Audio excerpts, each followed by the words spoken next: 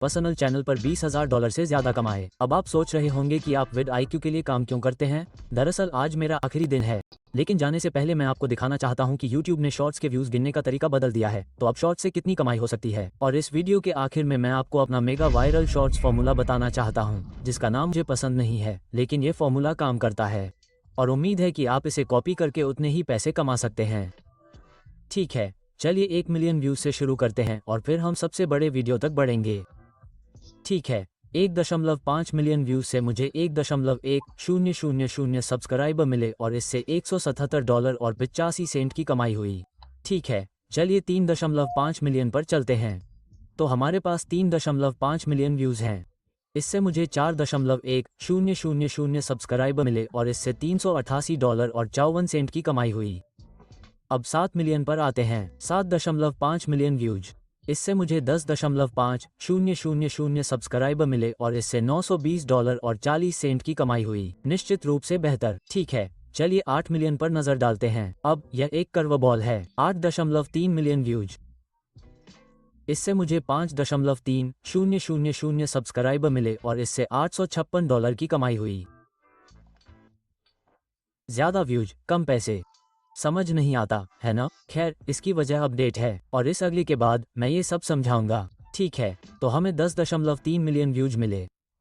इससे मुझे 9.5 सब्सक्राइबर मिले और इससे $1,192 और 54 सेंट की कमाई हुई।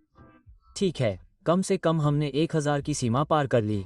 चलिए शॉर्ट्स अपडेट के बारे में बात करते हैं। इसमें क्या खराब है, क्या अच्छा है, और फिर हम 20 मिलियन या उससे ज्यादा व्यूज वाले वीडियो पर जाएंगे और मैं आपको उनका पूरा विश्लेषण दिखाऊंगा। स्वाइप रेट, रिटेंशन ग्राफ, वो सब कुछ जो आप देखना चाहते हैं। ठीक है, यहाँ मेरे पास 2 वीडियो हैं, दोनों को लगभग 15 मिलियन व्यूज मिले और एक ने अपडेट से पहले ही अपनी रफ्तार पकड़ ली थी और एक अपडेट के बाद वायरल हो गया। तो हम वास्तव में इस अपडेट के कारण आए अंतर को माप सकते हैं। तो यहाँ एक साथ हैं। ठीक है, बाईं ओर हमारे पास अपडेट से पहले वाला है और दाईं ओर हमारे पास अपडेट के बाद वाला है। आप देख सकते हैं कि अपडेट के बाद वाले को ज्यादा सब्सक्राइबर मिले और फिर उसे कम पैसे मिले, और ये अंतर नगण्य है क्योंकि आपके सभी शॉर्ट्स के बीच इतना अंतर होने वाला है। ठीक है, हमेशा थोड़ी बहुत छूट होती है, लेकिन यहाँ अपडेट ने एंगेजमेंट टैब में सबसे बड़ा बदलाव किया है। 14.8 की तुलना में इसे वास्तव में 13.3 मिलियन व्यूज मिले और फिर 14.9 की तुलना में यह अपडेट के बाद का है। एंगेजमेंट में इसे केवल 9.6 मिलियन व्यू मिले। ये क्यों मायने रखता है? खैर, YouTube आपको केवल एंगेज व्यू के लिए भुगतान करता है। तो रुकिए, YouTube अधिक व्यू दिखा रहा है लेकिन अधिक व्यू के लिए भुगतान नहीं कर रहा है। सही है, यह एक तरह से निराशाजनक है, लेकिन यहाँ एक बहुत अच्छी खबर भी है। अच्छी खबर यह है, ठीक है, बाईं ओर फिर से हमारे पास अपडेट से पहले वाला है और दाईं ओर हमारे पास अपडेट के बाद वाला है। यदि आप रेवेन्यू टैब में जाते हैं और अपडेट से पहले वाले पर स्क्रॉल करते हैं तो आप देखेंगे कि मेरा RPM 16 सेंट था, जो कि मुझे प्रति 1000 व्यू के लिए भुगतान किया गया था। लेकिन अपडेट के बाद वाले के लिए यदि आप वहां स्क्रॉल करते हैं तो आपको 20 सेंट दिखाई देंगे। अब अपडेट से पहले मेरा औसत वास्तव में 9 से 16 सेंट के बीच था और अब मेरा औसत 20 से 25 सेंट के बीच है। 4 सेंट की बढ़ोतरी के साथ ये बहुत ज्यादा नहीं लगता, लेकिन मिलियन व्यूज के साथ ये बहुत ज्यादा है। और इसलिए अब असल में TLDDW यह है कि आपको कम व्यूज के लिए भुगतान मिलता है, लेकिन आपको उनके लिए ज्यादा भुगतान मिलता है। लेकिन वास्तव में आपको कम व्यूज के लिए भुगतान नहीं मिलता है। ये सिर्फ YouTube है जो आपको मिलने वाले भुगतान से ज्यादा व्यूज दिखा रहा है। जहाँ तक मैं देख सकता हूँ, पैसे के मामले में वास्तव में सिर्फ एक चीज बदली है कि आपको हर व्यू के लिए ज्यादा भुगतान मिलता है। चलिए वापस इस पर आते हैं कि शॉर्ट से कितनी कमाई होती है। हम 20 मिलियन वाला एक वीडियो करने जा रहे हैं, मुझे लगता है, हाँ, 24.2 मिलियन व्यूज। इससे मुझे 24.7 सब्सक्राइबर मिले और इसने $2.85,312 कमाए।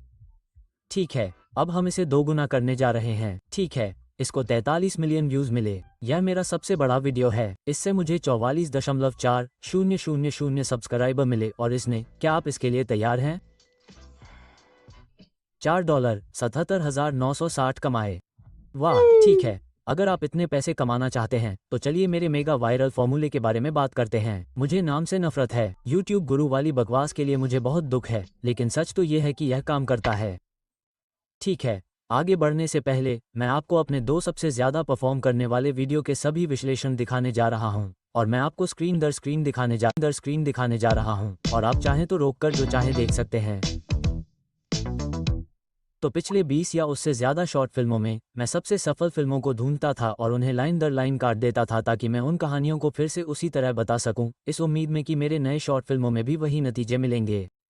और यह काम करता है। तो नंबर 1, सेटअप। यह एक लाइन है जिसमें कहानी के दांव छिपे होते हैं। इस आदमी का खाना कोई नहीं खरीद रहा था। मैं ये भी सुनिश्चित करता हूँ कि यह समझने में आसान हो। मैं हमेशा चौथी कक्षा के स्तर की पढ़ाई का लक्ष्य रखता हूँ। नंबर 2, अप्रत्याशित कार्रवाई। तो उसने अपना आईफोन निकाला और उसे अपने स्टैंड के सामने जमीन पर चिपका दिया। मैंने कहानी में कुछ ऐसा सोचने की कोशिश की जिसे मैं फिर से लिख सकूं ताकि यह बहुत ही हास्यास्पद लगे और दर्शकों को आकर्षित करे। तीसरा, एक्शन की व्याख्या। और जब लोग वहां से गुजरते तो वे उसे देखते, लेकिन वे उस पर ध्यान नहीं देते। इसके बजाय वे उसके ऊपर खड़े होकर कुछ खाने का ऑर्डर देते, और जब आदमी अपना ऑर्डर तैयार करने के लिए मुड़ता तो वे कुछ गिराने का नाटक करते, उसे उठाने जाते और वे आईफोन को भी उठाने की कोशिश करते, लेकिन वह हिलता नहीं। और इस दौरान मैं तनाव पैदा करने और कहानी को आगे बढ़ाने की कोशिश करता हूँ। चौथा, यह एक क्लाइमैक्स हो सकता है, यह एक ट्विस्ट हो सकता है, यह एक पंच लाइन हो सकती है। इसलिए अजीब तरह से वे केवल उस खाने के लिए वापस खड़े होते हैं जिसके लिए उन्हें अब भुगतान करना पड़ता है। बस जो भी दर्शक को ये कहने पर मजबूर कर दे, वाह, मैं उसे वो मोमेंट कहता हूँ। और अंत में पांचवा, आप इसे स्वीकार या अस्वीकार कर सकते हैं, लेकिन यह एक्शन के लिए कॉल है, हास्यास्पद या प्रतिभाशाली। ठीक है, चलिए 20 मिलियन व्यू वाला करते हैं। तो नंबर 1 है सेटअप। टीनेजर इस आदमी के मेलबॉक्स के ऊपर से भागते रहे। यह वन लाइनर है जिसमें कहानी के दांव शामिल हैं। नंबर 2, अप्रत्याशित कार्रवाई। तो उसने 5 फीट गहरा गड्ढा खोदा। मैं कहानी से एक हिस्सा लेता हूँ और मैं उसे एक बहुत ही अप्रत्याशित कार्रवाई के रूप में पुरस्कृत करता हूँ। नंबर 3, कहानी को आगे बढ़ाते हुए उस कार्रवाई का स्पष्टीकरण, लेकिन यह उनके लिए नहीं था। नहीं, उसने इसे कंक्रीट से भर दिया, उसमें एक बड़ा स्टील पोल गाड़ दिया, उसे सूखने दिया और फिर उसके चारों ओर एक मेल बॉक्स बनाया। और जैसे कि यह काफी नहीं था, उसने इसे लकड़ी जैसा दिखने के लिए रंग दिया। नंबर 4, क्लाइमैक्स, ट्विस्ट या पंच लाइन। अगली सुबह वह बाहर जाता है और मेल बॉक्स अभी भी खड़ा है और उसके ठीक बगल में एक बिल्कुल नया बम्पर। और नंबर 5, कार्रवाई के लिए कॉल। क्या वो बहुत आगे बढ़ गया या काफी नहीं? अब जब मैं vidIQ छोड़ रहा हूँ तो कुछ लोगों ने मुझसे पूछा है, अब आप क्या करने जा रहे हैं? क्या आप हमेशा के लिए सिर्फ शॉर्ट्स ही करेंगे? उद्धरण चिन्ह। अगर आप कंटेंट क्रिएशन की दुनिया में हमेशा के लिए रहने की सोच के साथ आते हैं तो आपके लिए बहुत बुरा समय आने वाला है। इस बिजनेस में कुछ भी हमेशा के लिए नहीं रहता, बस बदलाव ही एक स्थिर चीज है और आपको समय के साथ चलना सीखना होगा। जरा सोचिए कि वाइन पर लोग 7 सेकंड के क्लिप बनाते हैं और कोई कहता है, क्या आप हमेशा के लिए वाइन पर ही काम करते रहेंगे? और लोगन पॉल कहते हैं, हाँ, आप सही कह रहे हैं, मुझे इसे छोड़ देना चाहिए। उद्धरण चिन्ह। नहीं, ऐसा नहीं है। शॉर्ट्स भी शुरुआत के लिए एक अच्छा विकल्प हो सकते हैं। आपको बस प्लेटफॉर्म के साथ आगे बढ़ना है। आपको आगे बढ़ते हुए इसे समझना होगा और मुझे लगता है कि वर्टिकल सीरीज जल्द ही एक चलन बन जाएगा। मुझे लगता है कि अगले कुछ सालों में YouTube एक ऐसा फीचर लाने जा रहा है जो शॉर्ट्स को सीरीज के तौर पर एक साथ जोड़ने में प्लेलिस्ट या संबंधित वीडियो जैसी चीज़ों से कहीं ज़्यादा आसान होगा। मुझे लगता है कि कुछ तो होगा क्योंकि रियल शॉट बहुत बड़ा है। इसके सभी विकल्प बहुत बड़े हैं।